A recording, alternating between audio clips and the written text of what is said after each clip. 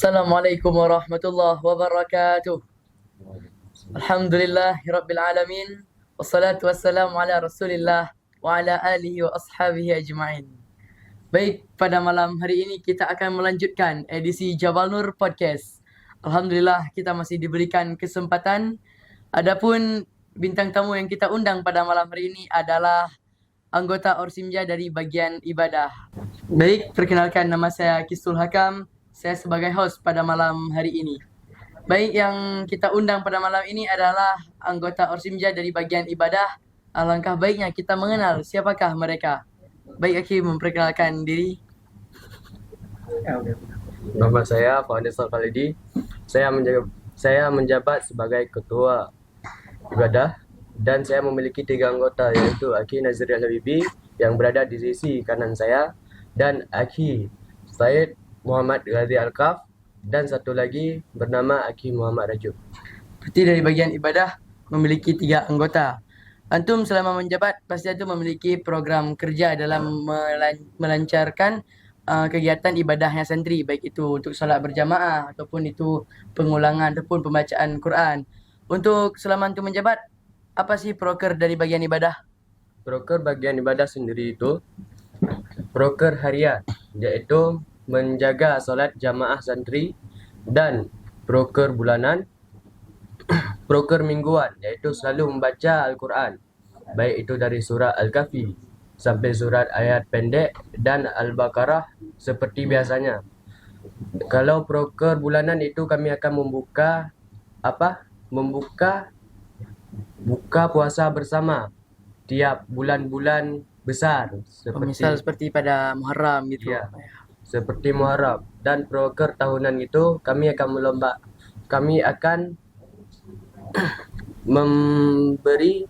mengadakan satu lomba, yaitu dari lomba azan, nasyid dan lain-lain, dan mencakup bagian ibadah itu sendiri. Mencakup untuk bagian Islami ya. Ya.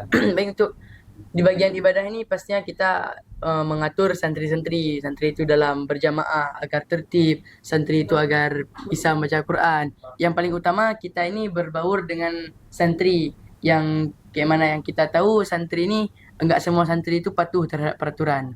Pasti antum memiliki banyak kendala dalam menjalankan hal tersebut. Salah satu kendala yang paling besar, yang paling menonjol dalam antum menjalankan peraturan itu kendala seperti apa? Kendala yang paling besar yaitu kendala dalam berbicara di dalam musola. Sebagaimana yang kita tahu, di musola itu rawan sekali santri yang berbicara. Makanya kami banyak sekali bagian ibadah yang mengeluh tentang santri yang berbicara di sholat tersebut. Dan kami tidak segan-segan akan memberikan hukuman di tempat berupa tamparan. Berarti hukuman yang tegas agar mereka bisa berubah. Untuk itu solusi yang paling utama, misalnya antum ada melakukan rekapitulasi santri pelanggar, dan apakah ada mahkamah dalam seminggu sekali? Itu memang sebuah kebiasaan kami. Setiap santri yang melanggar, kami akan mendatanya dan merekap nama-nama mereka dalam buku kami, dan akan memanggil nama-nama mereka setiap minggunya. Berarti ada rekap nama santri yang melanggar itu dalam setiap minggu, baik itu dari yang berbicara ataupun yang sampai santri-santri yang bercanda. Untuk hukuman tersebut menurut antum, karena antum yang memberi hukuman, apa hukuman yang menurut antum yang paling memberi efek jera kepada mereka? Salah satu hukumannya itu adalah kami memberi hukuman itu secara Islami, seperti selawat di tengah lapangan dengan mengangkat kedua tangan atau yang lain sebagainya, yaitu berupa selawat. Dan yang lain tergantung tingkat pelanggaran mereka yang kerjakan. Salah satunya selawat, itu tingkat pelanggaran yang tidur di musola. Dan bercanda, itu tingkat pelanggarannya kita kasih hukuman kontrak dan lain sebagainya.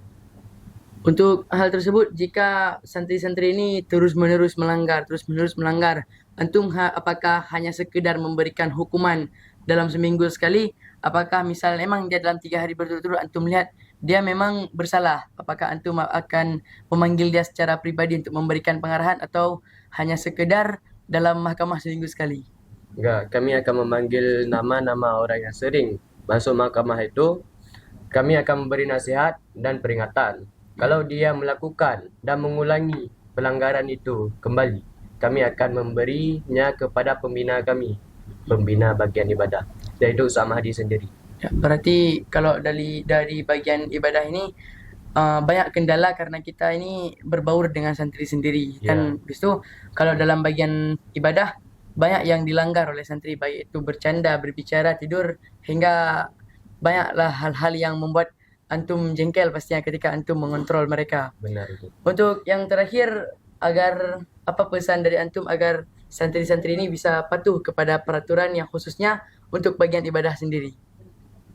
Kami memberikan pesan bahwa ibadah itu merupakan suatu tindakan yang dilakukan oleh sesuatu individu untuk Sang Pencipta.